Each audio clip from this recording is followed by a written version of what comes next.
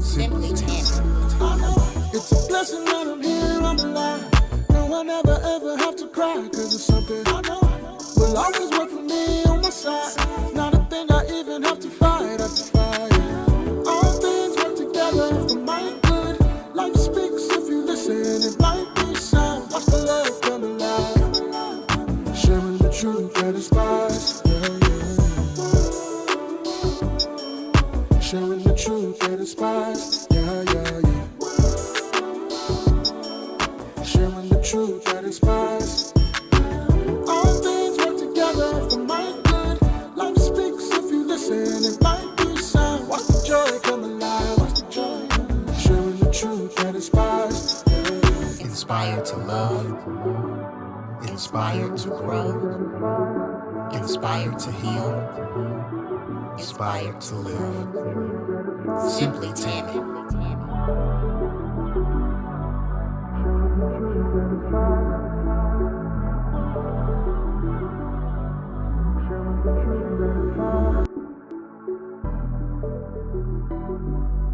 Hello, it is Simply Tammy. Welcome back for another episode of the Simply Tammy Show.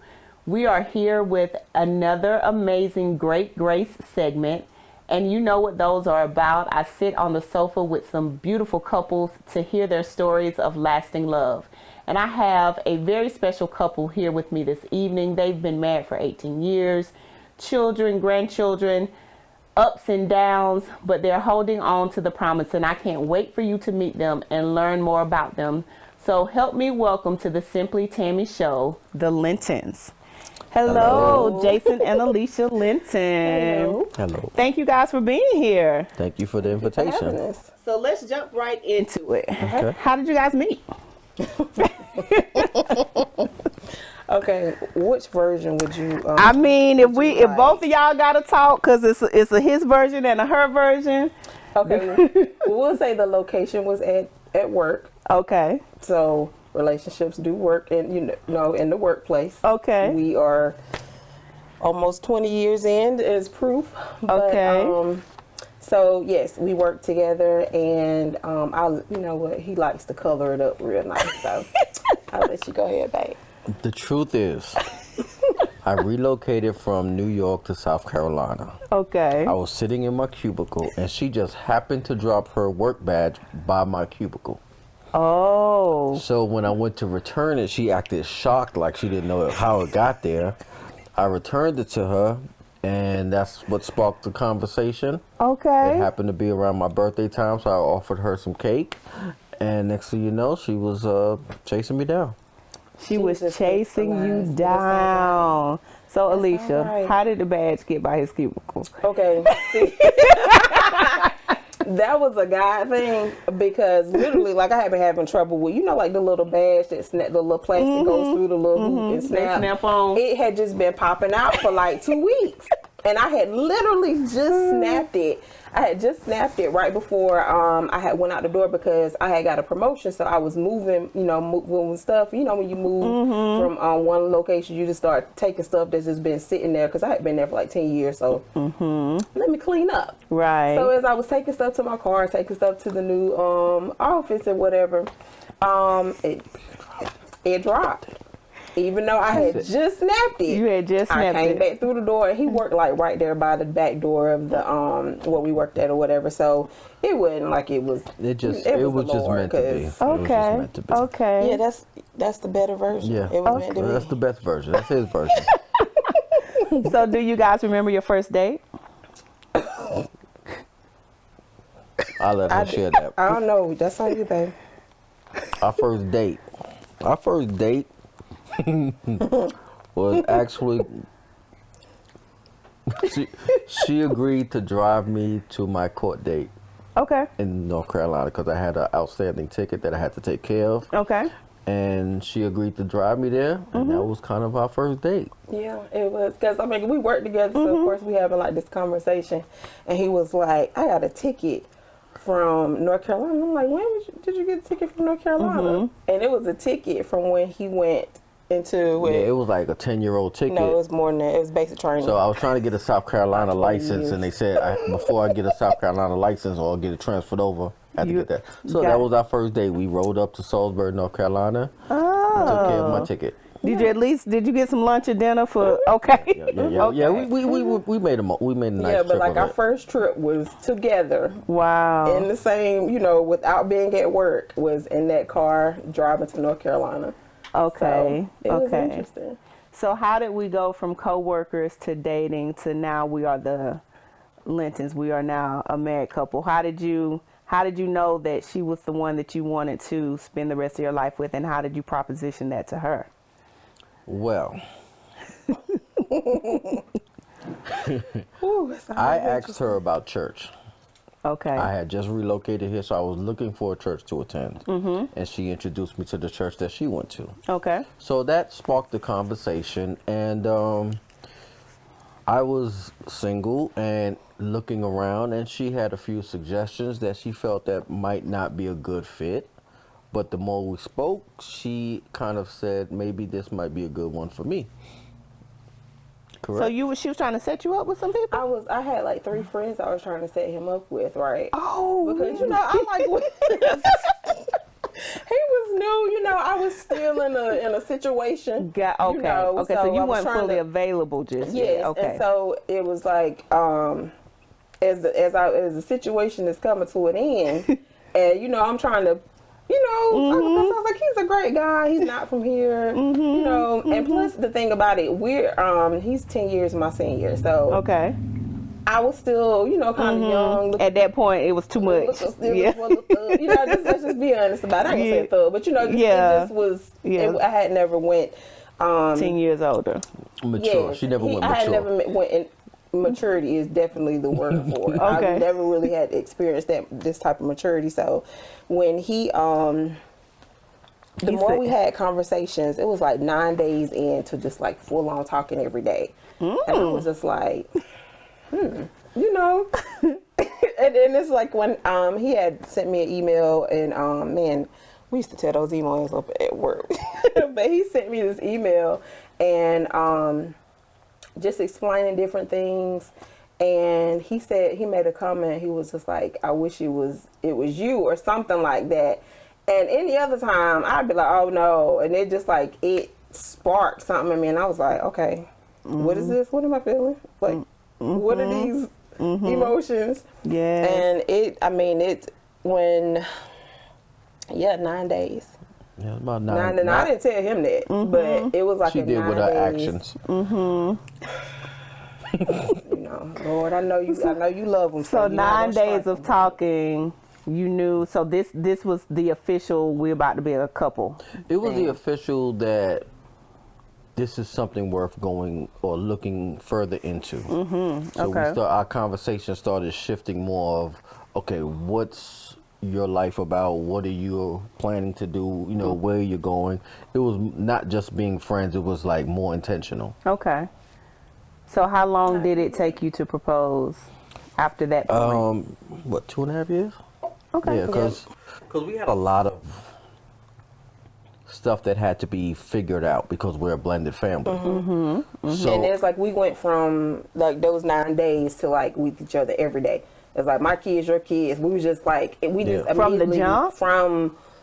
I would like say early- like this early was on, yeah. from like it was around his birthday, which is in like late October. So from late October to by Christmas, we were like every day seeing each other. You know, Yeah. of course we seen each other every day at work, and then it ended up probably by the New Year, either me and my 3 or at his house, or him and his 2 or at my house, and it was just like it almost just became like instant family. So the whole marriage thing and all of that, it just kind of like, it was like we had already started playing, Right, you know, playing right. house. And so we came to a point where I think for me, we were in the apartment one day, and I grabbed you and I was holding you, and I was like, do we really understand what we're about to get into? Because we had 5 daughters that not only did we have to get along, we had to make sure that they got along. And it was a weird dynamic because a lot of times when you have blended families, we don't really take into consideration the challenge that come for the children. So for example, her oldest now became a middle child. Yeah. So she had to kind of adjust. Yeah. My oldest became the bigger sister for Four. instead of one.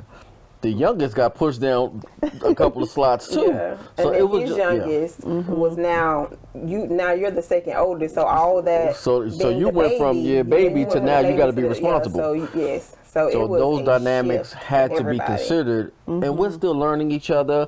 They're still adjusting to her. Her children are still adjusting to me.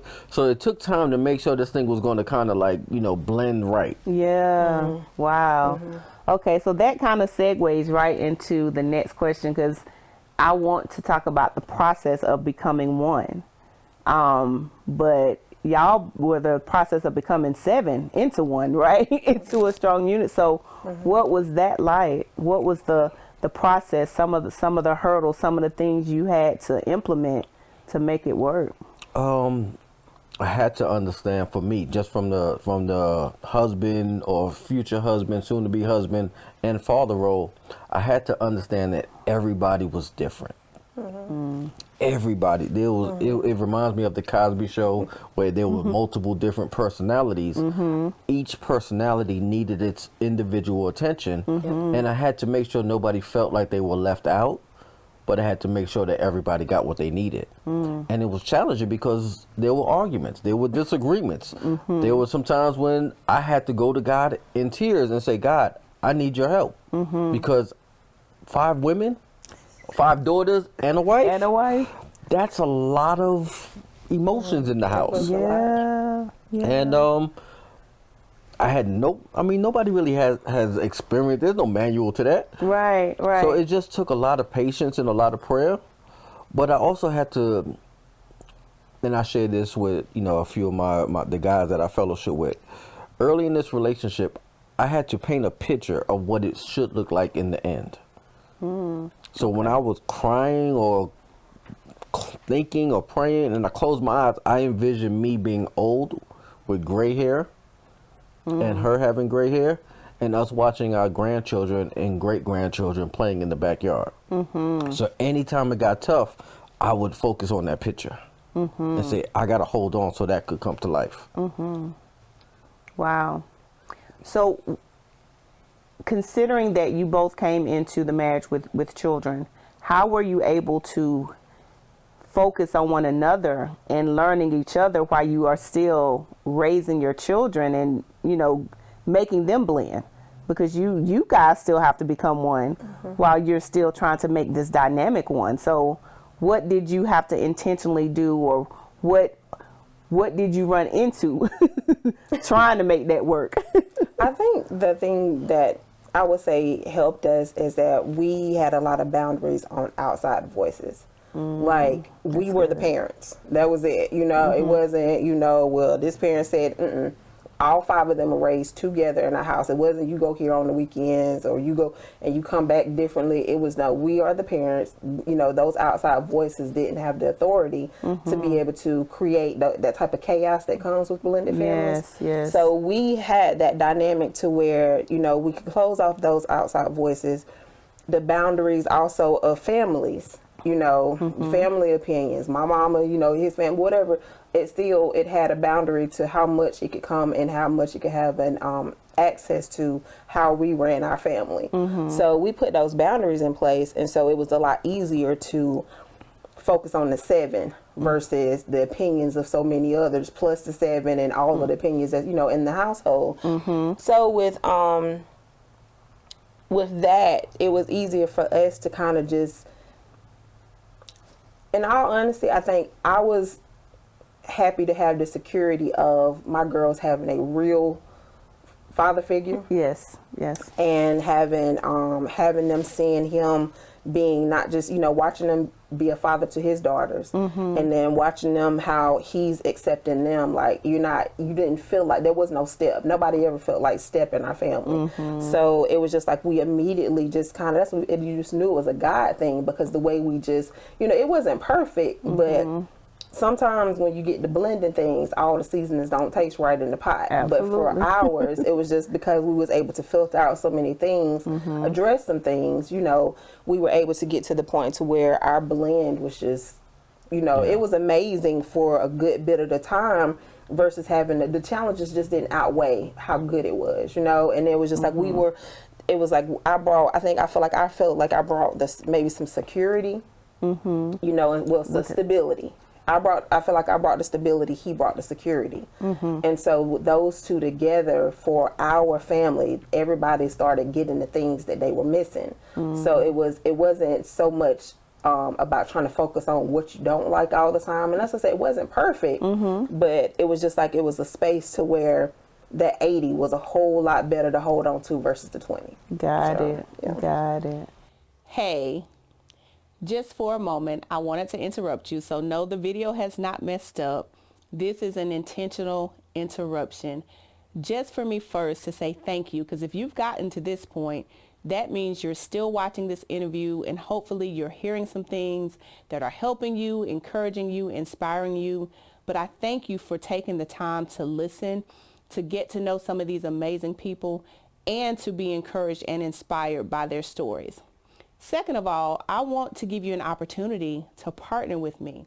If there is something that you think you can offer to this platform, either hands-on if you're local to the Greenville area, if you know some guests that you think I should interview, or if you see the transitions that we've gone through from when I started with Women Who Win and now doing this in my own space, and you say, I want to support that vision, I want to give to it, we welcome any type of support that you have to give. We also are going to have opportunities for organizations and businesses.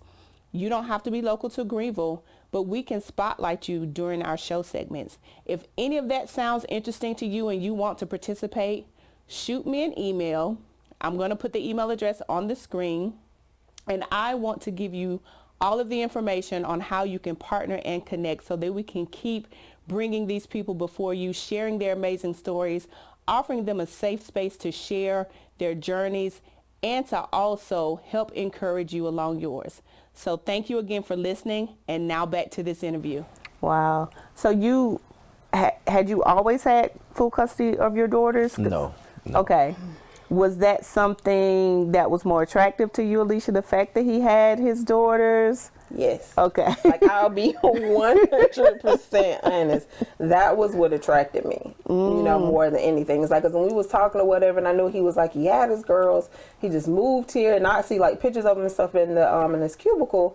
And then he was just like, but like I'm raising them. I had to take custody of them. I'm just like, so they're here with you. And like his closest relative is 2 hours away. Yeah, it's So I moved in with them not knowing anybody. Yeah, so with them being like 2 hours away and him not having anybody, like you just out here on your own, 2 hours away from the family that's in North Carolina, but y'all just moved here from New York. So it wasn't like, you know, so you really just picked up and left everything, and you are secure in saying, I'm going to raise them. I'm going to make sure I'm raising them right. Wow. Because he could have easily been a dad, but like, I'm not leaving New York. I'll just raise them. We get an apartment up here. But his focus was, I'm taking custody of them, but I'm not going to raise them in New York. And so he just...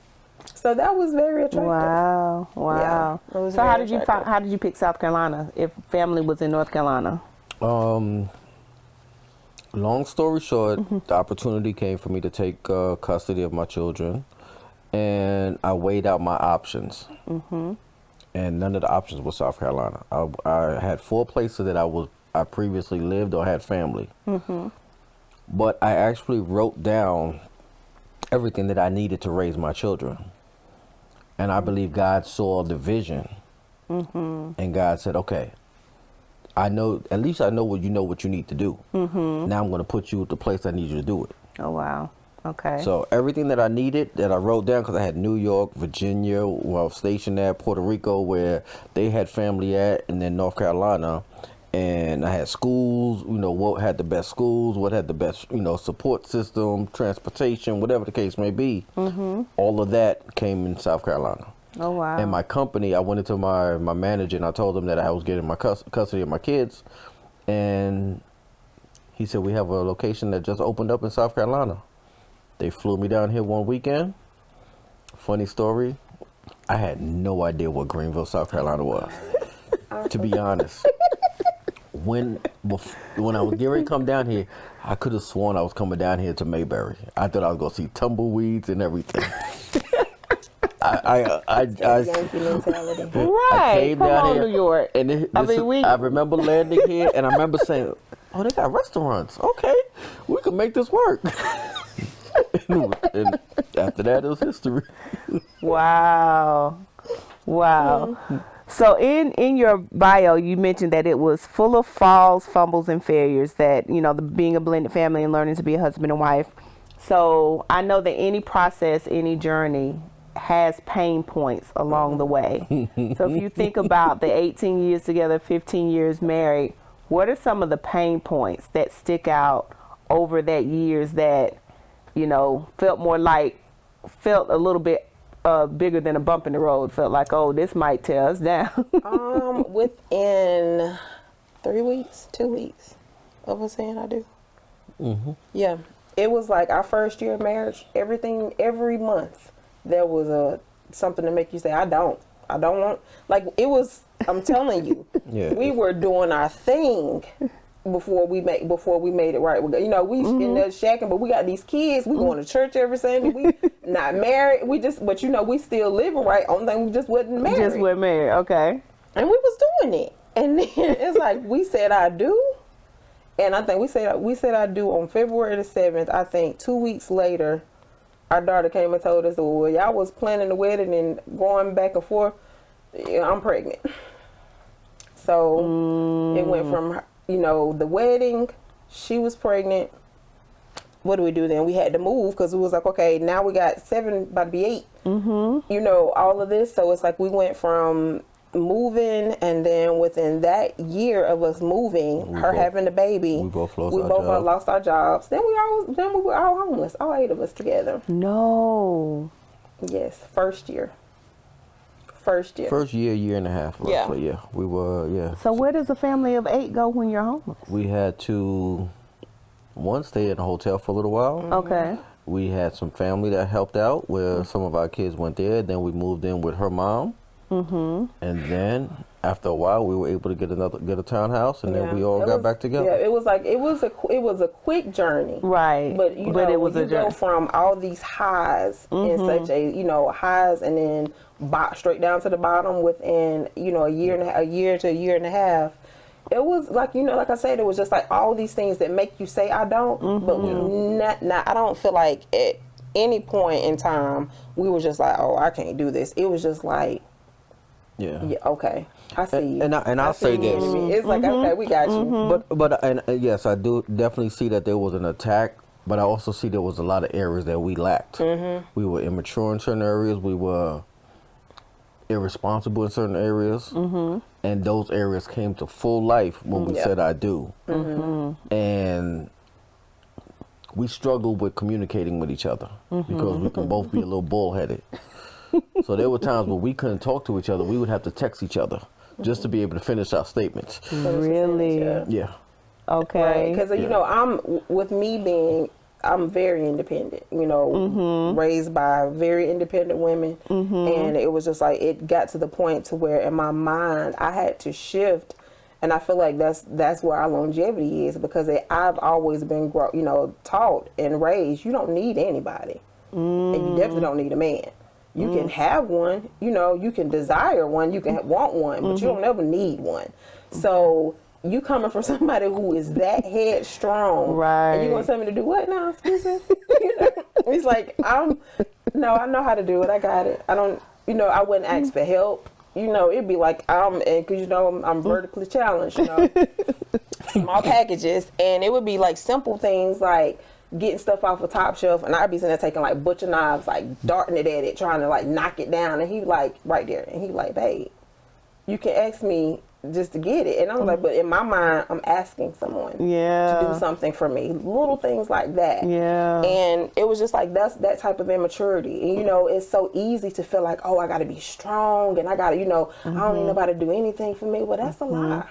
You know, that's a lot Absolutely. from the enemy. And it's just like, especially in our culture, we're raised to be these strong, independent women. You can do everything. And it's like, yeah, you can, but you shouldn't have to. You know, if you have the opportunity to have somebody to be in your life, to be that head, to be that lead, and you can trust their vision, you can trust their heart to lead you, then let them lead. What do you want to be super soldier over here for when Right. you got, you know, Absolutely. when you have a king? You know, Absolutely. it's like, what do I look like serving myself to be like, you know, I got to be the head soldier, I got to be the head leader, I got to be the you know, the leader of everything. Right. But I also serve the king. That's crazy. Yeah, So, yeah, you can we can distribute the weight. yes, and that's it. But you know, it was like you said, there were attacks, but there was a lot of immaturity. You know, there was a lot of I would say the thing where I would say like our daughter getting pregnant. It was like that's when it started getting into that area to where we had to face the challenges. Okay, so what decisions do we make? You know, how far can I make a decision for her life? You know, as a stepmom, I guess if you want to say, versus, you know, even though we have never had that whole step type of situation, but now when it comes to real but it hard is a life reality. decisions, It's like, you know, you can't act like it's not a reality. Right, that, right, you know, right, Right. You know, Even though it's not the dynamic that you function yes, in. it was it's just like, still a but when reality. it started coming to real life decisions, you know, and you may have outside family members like, oh, she's too young, so you need to do this. But my beliefs, because this is, you know, a child that I love and raising in my house as my child. Oh no, we don't do that. You know, we're gonna face our responsibilities and we're gonna move forward. You know, so that's what I said, is just like having those outside voices, having to have a boundary to how far they could come in. So I mean, it was a lot of things. You know, chasing dreams that we could have waited on, you know, before we made major decisions. And then, you know, so this is like a lot of things that just came within that year and a half, but it grew us up, you know, and it was more of growing together versus growing apart in all the chaos. And I'll add this, that it seems like those tough times really showed us what we were made of. I mean, because you go from having a place and having a job. We even lost a car. One car we lost, one car was in a car accident that we borrowed from somebody else, or somebody lent it to us and slid on some ice and hit the pole.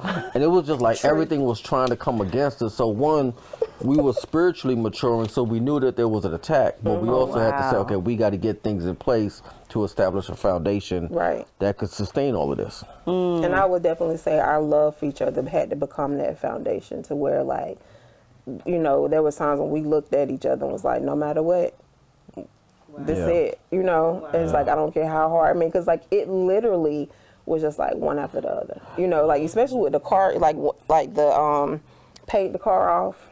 Decided my first car I paid off, engine blew like what, a month later? Yeah, like two or 3 weeks later. Like 2 or 3 weeks later. Then we like you said, we had somebody to us like, okay, well, we're gonna give you this car, and ran through a pole and into a tree. Coming home, run like in like an ice storm or whatever. So, and that was like 2 or 3 weeks after that. So as I said, it literally was like boom, boom, boom, enough to just make you feel like the decision may not have been. You know, if you didn't have the maturity, if you didn't have that faith in that, you know, that depth in Christ, you would be like, maybe I'm. But I'm gonna add this though too. Even before we got together, while I was still living in New York, I had a heart-to-heart conversation with God. I was in a low place. And I was laying in my bed, and I asked God for 5 things in my wife. Okay. 5 specific things. Okay, 5 things. And when I met her, those 5 boxes were checked off. Do you want to give us the top 5? Into like, okay, but still though, but I knew that later on, but that was like number 5. But you mind if I share? Since this is great grace and 5 is the number of grace, so let's go in and see what the 5 were. All right. All right. Number 1. Let me make sure I got this right. Number 1, I said that I asked God for somebody that was going to help me raise my children. Okay. Number 2, I wanted her to be fine. Okay. Number 3, I wanted her to be able to cook. Okay.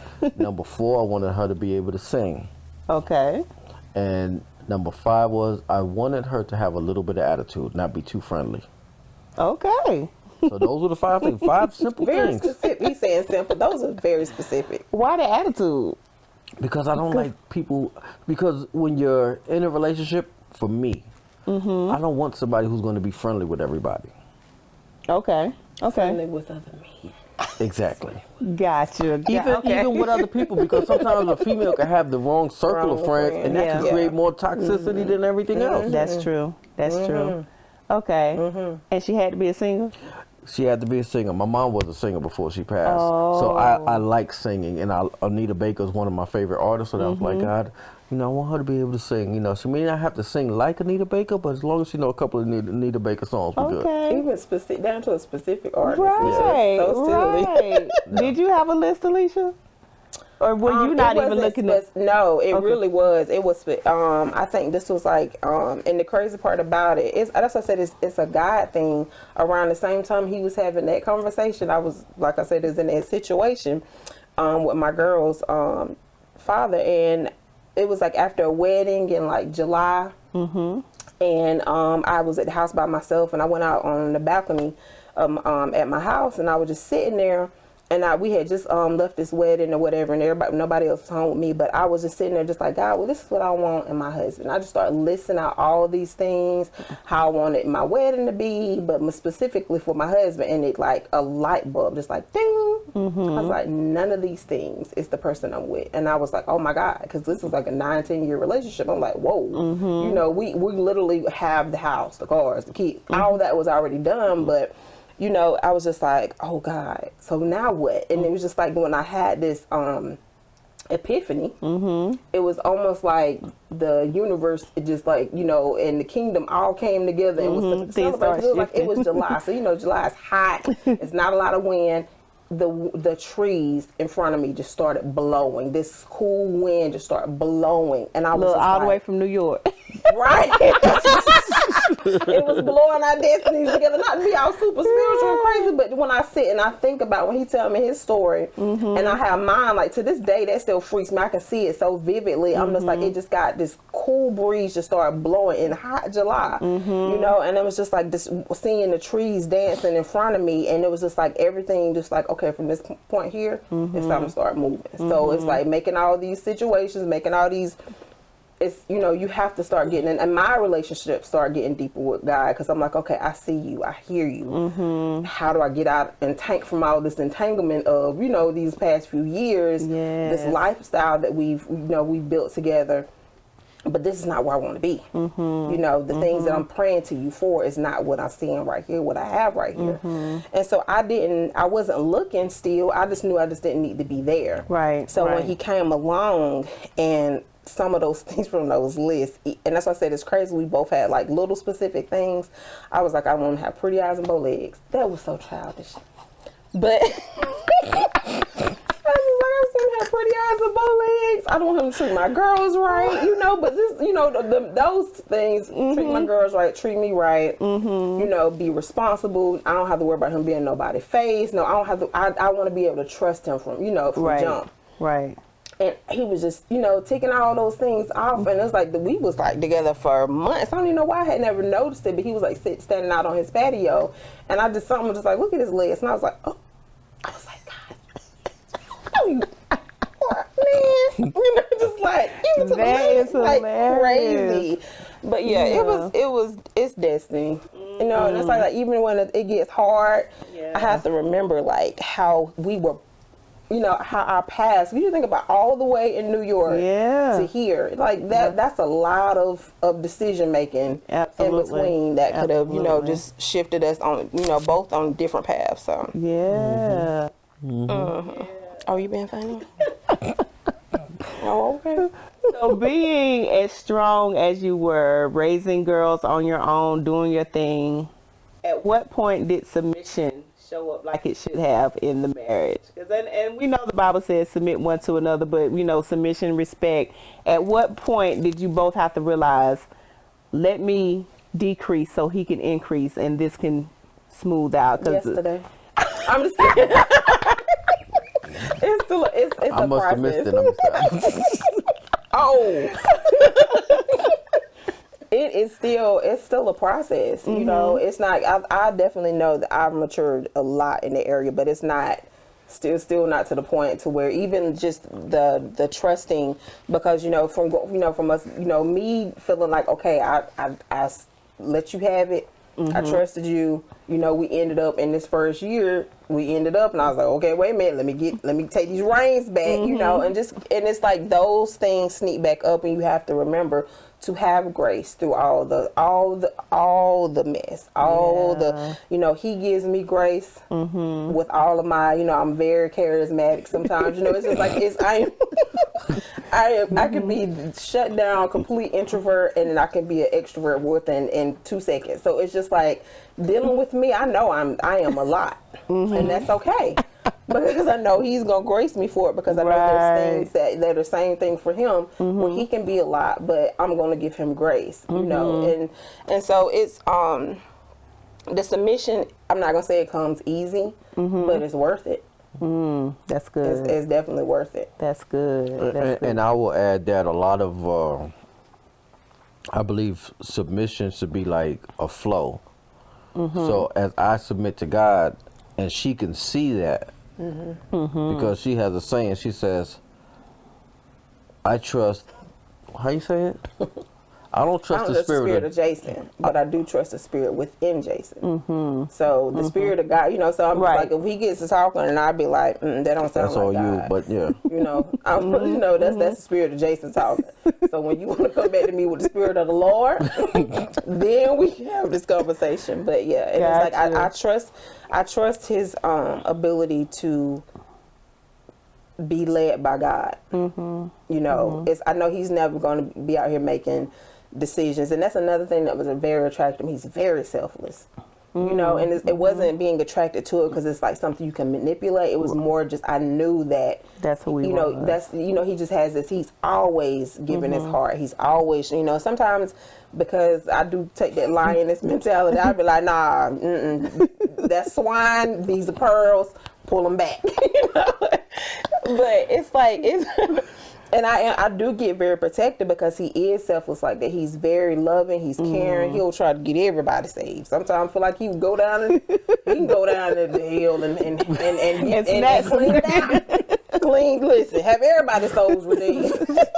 But it's crazy. But his heart is just something that, like, no matter what he's trying to say something to me, I know it's never manipulation. I know it's not him trying to be like, well, you the woman, you should let me. It's never any of that. It's always for the betterment of our family. So, yeah.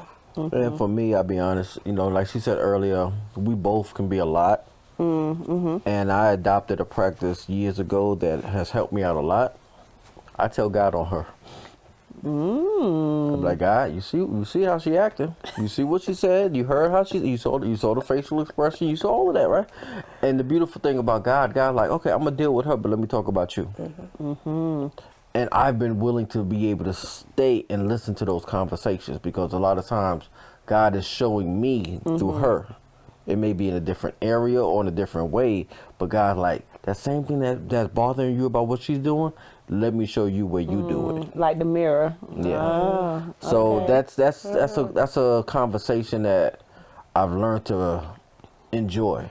Okay. Because it's like, God loves me that much that he will use my wife to show me, somebody that I love more than anybody on this planet. He'll use her to make sure that I am paying attention.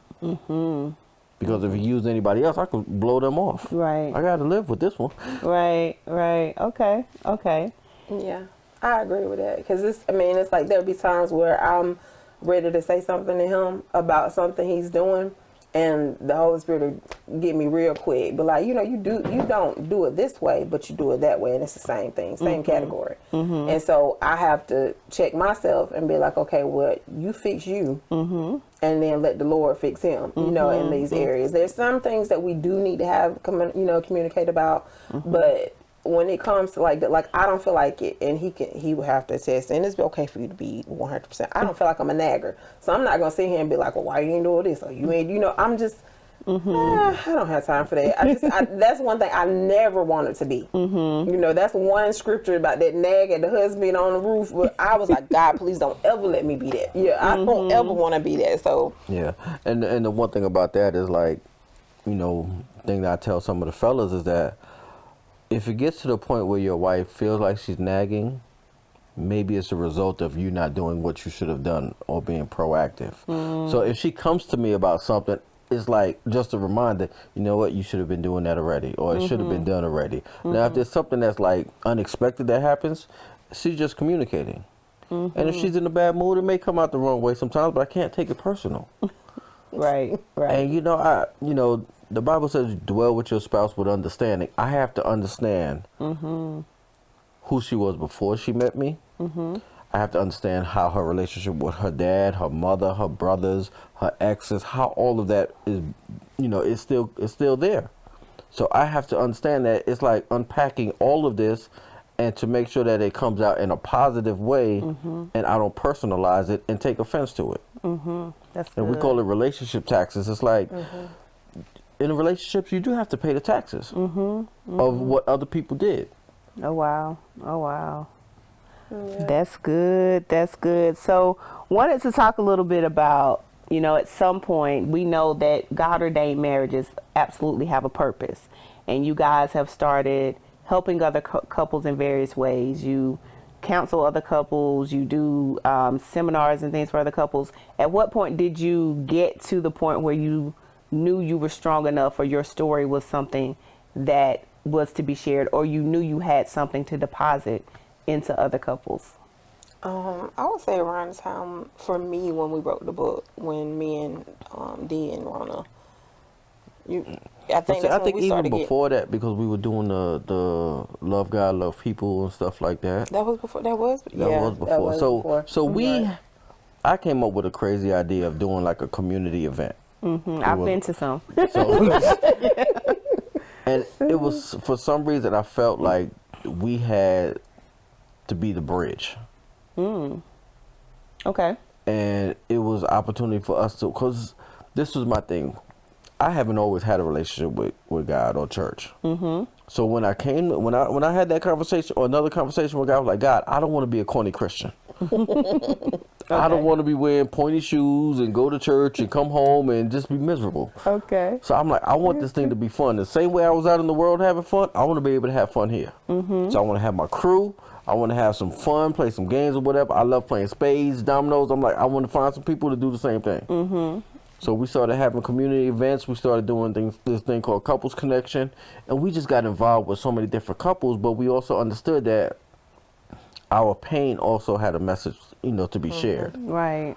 So it's like, and I'm a very transparent person. You know, I think when I lost my mom, I realized that the most traumatic experience I've ever been through, I was able to help other people with that. And I'm like, if I can share my story about my mom and help somebody else, why not share everything? Right. Why not share losing a house? Why not share messing up here? And let the pain minister to somebody else. Right. Absolutely. And that was pretty much it. And when we bump heads, and a lot of times, some of the stuff that we bump heads about turns into our best testimony. And that's when we just say, okay, God is using us. God trusts us. Let's go ahead and do what God, you know, let's go put a smile on God's face. Yes, I love it. So I reached out. I had put a post on social media earlier today, and I was like, I'm interviewing couples tonight. What should I ask them? So I had a few people text me. I had some responses. So I'm gonna find one of those questions and see. I think I'll ask you guys this one.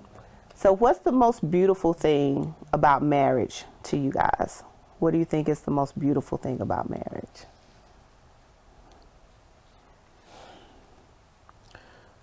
For me, having that partner that knows your best and your worst and still enjoys waking up next to you and going to sleep next to you. And that you can, sometimes they get on your nerves and you're ready for them to go, but a few seconds after they're gone, you wonder when they're coming back. And it's one of the craziest things in the world, because I tell people, I'm like, she gets on my nerves. But I get rid of my nerves. Check your nerves. I check my nerves. I check my nerves before I check my spouse. Yeah. It's like, okay, let me figure out why is that bothering me? So, okay, you know, she just helped me and didn't even know it. Wow. And another thing that we did is that when we have disagreements and arguments, we've adopted to the point where we approach each other and we say we apologize for our portion. Whether mine was 90 or whether it was 10. I apologize for my portion of the issue of where we are. It's not about who's right or wrong. Right now, we're in a bad space. We both apologize for our portion. We'll pray about it. Kiss, even if she don't want to kiss me. We kiss and we move on. I would say the most beautiful part about it for me is the partnership. You know, the friendship. It's like that person that just like you can be your craziest with. You know, it's just like being free. It's like even, you know, you have friendships, you know, your family, all that but there's just a certain part of yourself that you don't really give to anybody else but this one person. Who, and the thing about, it's like I know when I'm at my worst, you know, it's like he'll see that and call me beautiful. You know, when I'm complaining about something, you know, I wake up in the morning, I know slop, good morning, beautiful. And, you know, just things like that. And, you know, it may sound silly, but it's just like he is never going to, it's the thing about it, he's never going to berate me at all. You know, it's being able to be in a relationship with somebody that you can trust to just give your whole self to. Like, I know he's not going to drop me, you know, and I think that's the part that powerful. I just feel I'm completely secure. Like, I can be my goofiest, I can just be my weirdest, like I'm super weird. And it's not like, I ain't got to worry about, oh, I got to do this, this may turn him off for her. It's just like, he takes it all. He takes it all. That is sweet. Yes. That is sweet. So, 2 more questions, and then I'll have you guys say something. I want you to kind of think about something you would say to families who are struggling with blending, or, you know, maybe in the dating and engage process and entering a blending. But before that, since I love music, so you can either give me the same one if y'all have one together, or one separate. If you had to name a song that describes this season of your life, what song would describe this season? This season. The first thing that came to my mind was Golden by Jill Scott. Like, that's exactly what, yeah, living my life like it's golden. I feel like that's just, that's the first thing that came to my mind. Just, it's this, we're in a kind of freeing space, just trying to figure out, like, okay, what are we doing? You know, what's next? More, you know, and it doesn't feel like it's just pushed. Oh, we gotta, you know, it's like we've tried so many different things. Now it's like, okay, so what's next? And it doesn't feel forced. It doesn't feel. It just feels free. Yeah. And I could see how that song could apply, because I think we're in a space to where we're actually in a position to where we could see our fruits. So we could see our children are all kind of growing on their own, to where even though they're far from perfect, they're kind of figuring things out. And we don't have to based be off as the tools we've given versus us having to keep filling up these tool bags of life. So it's like you can see, like, for example, one, you know, goes on vacation, or the other one's about to start a new journey in life, and another one's doing this and doing that, and it's just like beautiful to just sit back and just say, all the work we put in, we could see the fruit from it. So it's almost like it's golden or fruitful or whatever it is. So where it's like, and now we get to say, okay, you know what? We still have more life to live. We have more to give, but we also have more to enjoy. So we have to start planning our vision that doesn't necessarily involve the children. Right. And we could enjoy each other and still continue to just be the parents, but from a distance. And then the fact that, you know, it's almost 20 years and, like, we still, like, you know, it's got some usefulness. It was like, it was crazy for us. It was funny, but we were, our daughter had like a procedure done in Charleston a couple of months ago, and when she came back from the desk, and it was probably like maybe a few feet away, where she was doing the sign in, and the lady was like, they got a good marriage. They really like each other. They're talking. You know, because we was, and it's like early. It was like what, 6 something about 6, 7 o'clock in the morning. But we sitting here having like just like I don't know, full-blown conversation. We were just full blown conversation. And Maya came over and she said she told her, she's like, yeah, they love each other, they like each other. Like, but that's the thing for our girls. I guess that's why I'm so grateful to him, because my girls are very selective. You know, our girls, they're just selective on who they allow into their life, because it's just like, if it don't look like what my mom or what my dad has showed me, it's like, you know, because I'd be like, okay, are you talking about you dating anybody? She's like, yeah, if I know they're not going to get past y'all, I don't even waste my time with them, you know? So it's like, it's for them to be able to, like, well, no, this is normal. This is what marriage looks like. You know, to be able to have a communication and to be able to just, not even about communicating, just talking, because it's my friend. Yeah. You know? Yeah. And the beautiful thing about it, they've seen the arguments, they've heard the arguments, they've seen the tough times, but they've seen, you know, it's like I always tell people, don't argue in front of your kids if you're not going to respect them enough to show how you make up. Right. That's good. Right. So it's like give them the chance to see the whole process. Right. Talk to them about how you apologize. Show them how you forgive each other. Show them how you pray together, and show them how you take ownership to where you were wrong.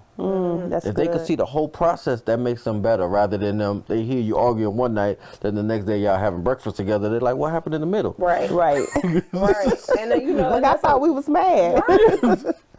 Exactly. And it's like we've shown them how relationships work. You know, they've seen the good, the bad, and the ugly, and they've also been able to just see the beauty of our maturity, our growth. It's like we all just grew up together in these past, 18 years.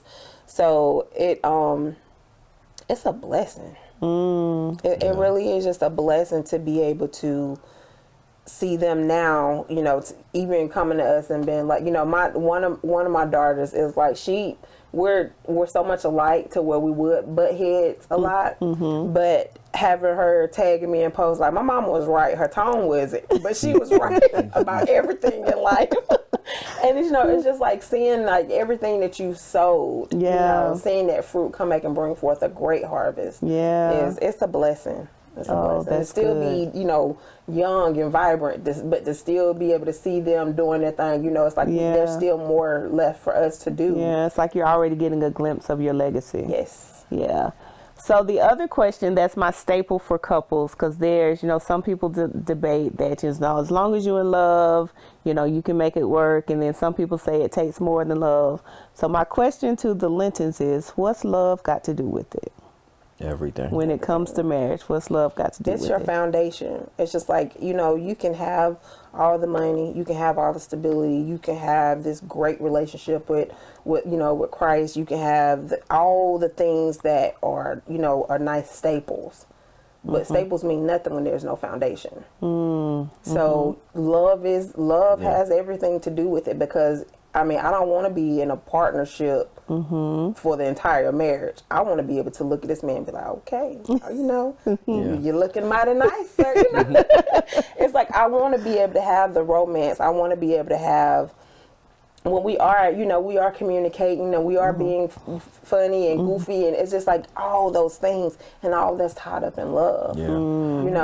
So. And I think love is probably one of the most confusing or misused words that we're familiar with, is that when you look at love in the Bible, it speaks about being patient. Yes. It speaks about being kind.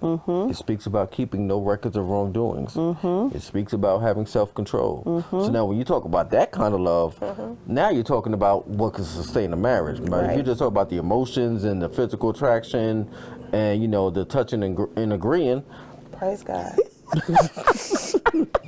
But so it's like, it all really depends on what's your definition of love. If it's just a feeling, then you're gonna bump heads and be ready to leave. Right. And feelings lie. So the thing is, you have to understand that the love doesn't. God is love. So if this is what you have committed to, if you built it on love, you know, it wasn't built on sex. It wasn't built on, I just need somebody to take care of me, pay my bills. It wasn't built on, oh, I just, you know, I need some type of stability, or I need somebody on my arm for show. If it's not built on any of that stuff, that's superficial. If it's built on the fact that you have this connection, you have this love, you have somebody who has grace for you, you have somebody who is going to be there for you, push you, lead you, you know, you have all that, that's your foundation. And just knowing that, you know, he loves me no matter what, I love him no matter what, you know, we're never going to do anything to try to hurt or harm each other. And it's just like, I have a fear for God to where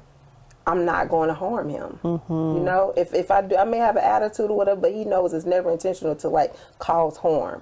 So that love is that's love, the foundation to know that we're safe with each other. That foundation, you can build anything on top of that. And the beautiful thing about it, love is the foundation, but love is also the assignment, and love is also the finished product. Because when I'm gone and when she's gone, we want our children and great grandchildren to be able to look at us in a picture and say they loved each other. Yeah. I mean, that's something that we don't have that much in our community. Right. So it's like, imagine your great-great-grandchildren looking at a picture of their great-great-grandparents saying they loved each other. That's everything. That is. So if you guys had to say something to people, like I said, they're dating, they have children, they want to blend families, or maybe they're engaged and, you know, struggling with it, and you can, you know, say each can say your piece. If you would look at that camera and give some encouragement to people who are needing to blend their family successfully.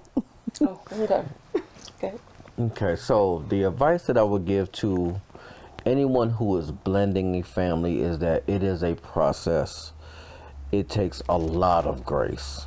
It takes a lot of prayer, but it takes a lot of just committed time to asking questions and listening. Everybody has a voice. While we may be the parents, we still have to understand our children's voices need to be heard and understood. We have to step into their shoes and understand what they're seeing, because many of us were children who were, you know, had step parents or single parents, and we felt things, we didn't understand things, and the more we explain to them and the more they understand, it helps the process of blending the family and also share the vision. You know, the kids need to understand, where's this family going? Number one, first thing, kids need to know that they're going to stay. You know, as a father, I have to make sure that my children know that I'm not going nowhere. Through the highs and lows, I'm here. I got your back no matter what, and we're going to just roll this thing out. You know, you do something crazy, I got your back. We're going to talk about it, but I got your back. And that's all kids really want to know, is that you're going to support me. That's all your spouse wants to know, is this person is in this for the long haul. Yeah, and I would definitely say, don't go in it with all the, you know, oh, what I'm not going to put up with. You know, it's just like, what has God given you in this connection? You know, going into it, making sure that, is this right for me? You know, if you know you cannot mature to the point to where you can be selfless, because blended families become to the point to where you're going to have to put yourself to the background. So to make sure that these children who are now being blended into this decision that you and this, you know, guy, I'll say this to the women, if you and this guy's made this decision, you have to also make sure that this decision is right for everyone. And I know children are going to, you know, they're going to leave and they're going to cleave on their own. But until they leave, you know, what damage, what generational curses would you be causing in between you deciding, you know, this is somebody for you? If it's not God ordained, if it's not God led, then pause, wait, be mature enough to know that, you know, if this is not from God, if you hadn't gotten yourself in a great relationship with God, then why would you want to keep bringing other people in here while you figure it out?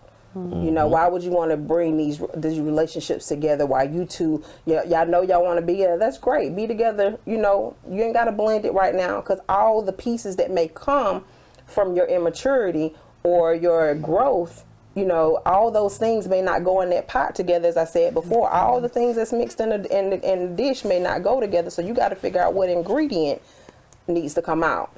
Yeah. So before you blend, make sure you got all the right pieces, right? Yeah. All the right spices.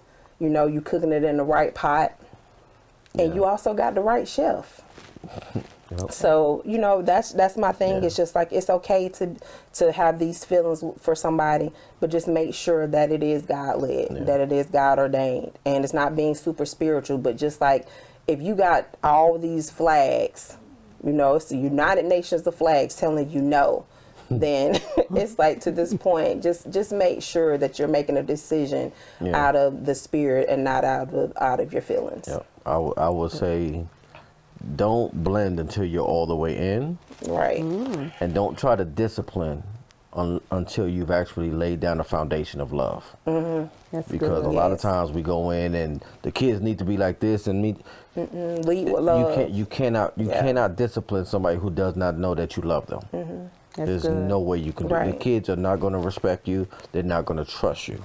That love has to be established. So if you haven't put the love in, if you haven't spent quality time with them individually and let them know you care for them and you got them, then don't try to discipline them. That's good. That's good. So as we conclude, I know you have a business. I've driven to your house many times to pick up Alicia's Taste of Heaven, and I know you guys do things for couples. So what way can people maybe connect with you guys, patronize your business? What social media handles or information would you like to share for people that are watching to follow up with you beyond this interview?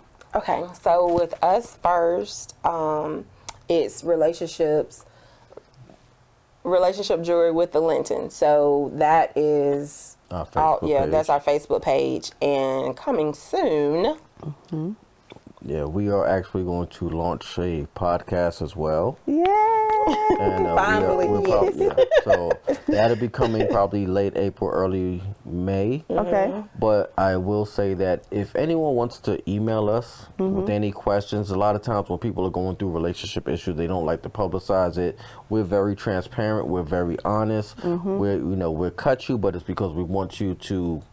Our saying is, our job is not to save your marriage. Our job is to get you both to a healed place so you can make a healthy decision. Yes. So if you want to reach out to us, what's the email address? It is relationship.jewelry.linton. Relationship.jewelry.linton at gmail.com. Okay. Yes. And then for me, for catering and desserts and sweet treats, it's Alicia's Taste of Heaven on Facebook and Instagram. Yes. Yep. She makes a very, very serious pound cake for anybody that's interested. Ask me how I know. Thank you. And I will say this for the fellas, we have a men's group.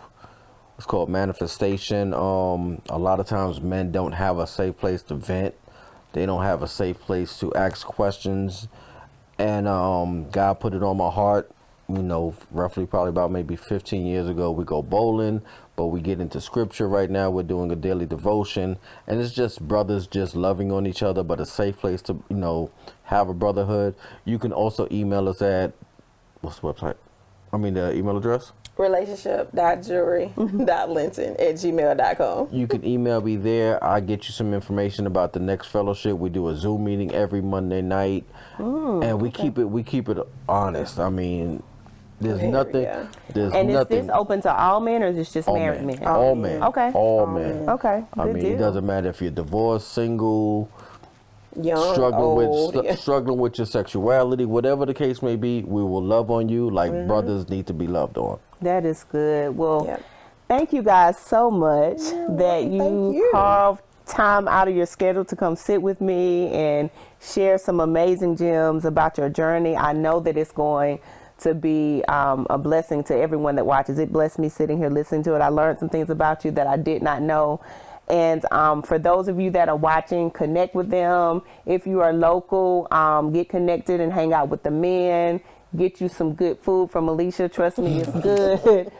And even if you're not local and want to connect with the Zoom, email them to connect. They are another couple. I don't remember how long ago we met, but I've known them. I know I've gone to a few of your Love God, Love People events years ago. So whenever I met them, they have always been kind, sweet, accommodating. So they are great people to know, great people to connect with.